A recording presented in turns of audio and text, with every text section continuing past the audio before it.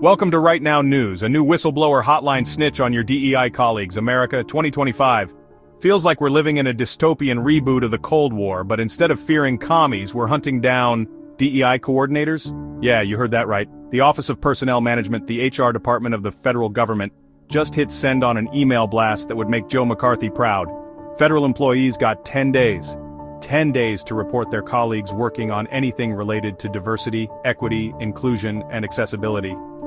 Didn't matter if it was their job title or hidden in some bureaucratic code language. See something, say something, or else. The message was clear. Comply or face adverse consequences. What those consequences are, your guess is as good as mine. Maybe a one-way ticket to Guantanamo Bay? Okay, maybe not that extreme, but in this climate of fear and paranoia, who knows? This wasn't some rogue email from a disgruntled employee. This came straight from the top.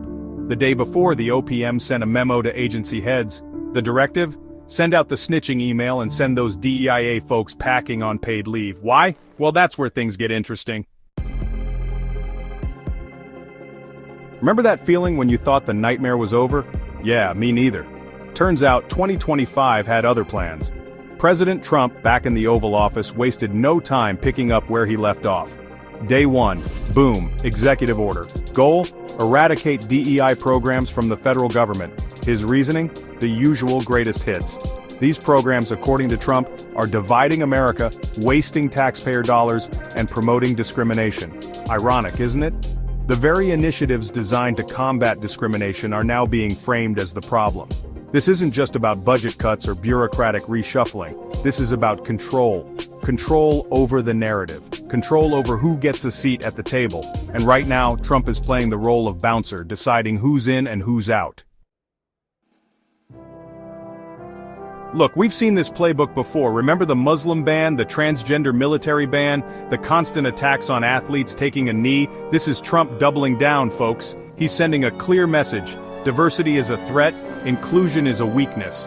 And anyone who dares to challenge that narrative is the enemy. This isn't just about DEIA programs, it's about dismantling progress, silencing dissenting voices, and rolling back the clock on decades of hard-fought gains for marginalized communities. So, what happens now? Well, picture this. A federal workplace paralyzed by fear and suspicion. Colleagues turning on each other, afraid to even utter the words diversity or inclusion. A mass exodus of talented individuals who no longer feel safe or valued. The consequences are far-reaching. A less diverse federal workforce means a government that's less representative of the people it serves. It means policies that are tone-deaf to the needs of marginalized communities. It means a country that's more divided than ever. This isn't just a problem for the federal government. This is a problem for all of us. Because when the government starts dictating who we can and cannot be, when it starts punishing those who dare to celebrate our differences, it erodes the very fabric of our democracy. And that's something we should all be afraid of.